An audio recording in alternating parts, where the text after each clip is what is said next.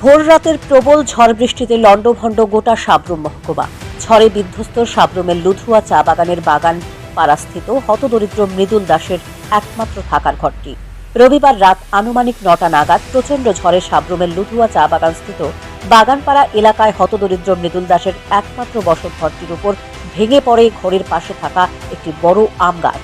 ঘটনার সময় ঘরে ঘুমোচ্ছিলেন মৃদুল দাসের স্ত্রী শিপ্রা দাস ও ছোট্ট দুই কিশোরী কন্যা অনুরাধা দাস এবং অনুপমা দাস। আচমকা গাছটি তাদের বসতঘরের উপর ভেঙে পড়লে মারাত্মকভাবে আহত হয় ৯ বছরের কিশোরী অনুপমা দাস। রাত আনুমানিক ৯টা নাগাদ লুধুয়া চা বাগানের অ্যাম্বুলেন্সে করে গুরুতর আহত অনুপমাকে নিয়ে যাওয়া হয় সাব্রুম মহকুমা হাসপাতালে। সেখানে কর্তব্যরত চিকিৎসকরা প্রাথমিক চিকিৎসার পর অনুপমাকে পাঠিয়ে দেয় শান্তিরবাজার জেলা হাসপাতালে উন্নত চিকিৎসার জন্য। সকাল হতেই বাগান কর্তৃপক্ষ গোটা বিষয় সম্বন্ধে জানান সাব্রুম মহকুমা প্রশাসনকে। ঘটনার খবর পেয়ে ঘটনাস্থলে ছুটে আসেন সাব্রুম মহকুমা প্রশাসনের ডিসিএম মনোজ প্রভাকর পাল ও ডিসিএম অনন্য জয় চাকমা সহ ডিজাস্টার ম্যানেজমেন্টের সিভিল ভলান্টিয়াররা। ঘটনাস্থলে পৌঁছে গোটা দল পতিত গাছটি সরানোর কাজে হাত দেন এবং মহকুমা প্রশাসনের পক্ষ থেকে ক্ষতিগ্রস্ত হতদরিদ্র মৃদুল দাসের পরিবারের পাশে দাঁড়ানোর আশ্বাস দেন। আমার নাম রঞ্জিত সিং, লুধুয়া সমবায় সমিতির প্রেসিডেন্ট। তো এই বাগানের প্রেসিডেন্ট ওই হিসাবে আমার এখানে একটা শ্রমিকের কালকে যে ঝড় এসেছে, ঝড়ের ইয়েতে একটা বড় বাড়ি 2 কোঠা আলা ওয়েল সিস্টেম বাড়ি ছিল।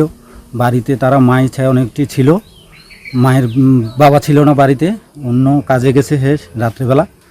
এই টাইমে ঝড় এসে এমনভাবে চাপা খেয়েছিল, ওরা হয়তো অল্পতে পানে বেঁচে গেছে। একটা মেয়ে প্রচণ্ড চোট পেয়েছে।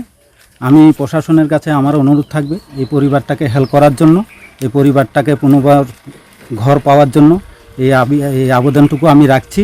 সেই প্রশাসনের বিষয়টা নজরে যেমন যায়, তার জন্য আমি মিডিয়ার বন্ধুদেরকেও বলছি যেমন এই বিষয়টা প্রশাসনের কাছে যায়, সেই হলো আলোচনা।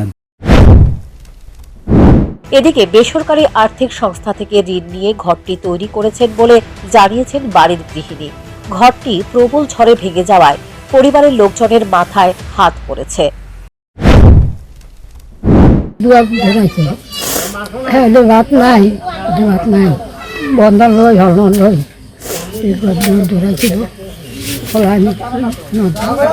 ঘটনা তো ওই যে তুফান দিছিল বাতাসে, ভালো করে নাই।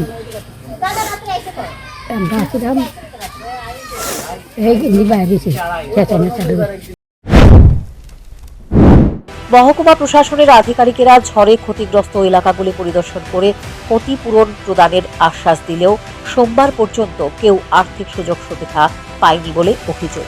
Bureau report, news prime Tripura.